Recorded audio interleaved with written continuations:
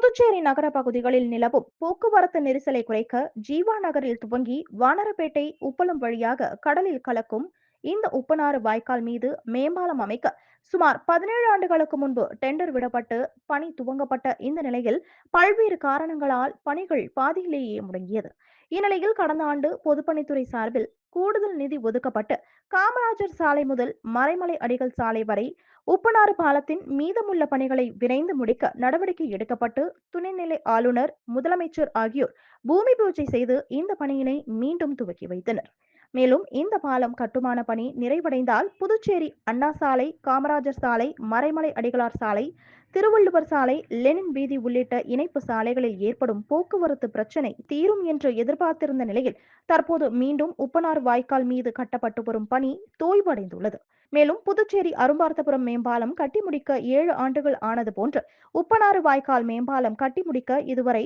16 ஆண்டுகள் ஆன நிலையில் மீண்டும் பணியில் தோய்வு ஏற்பட்டுள்ளது மக்கள் மத்தியில் பேசுபொருளாக மாறியுள்ளது.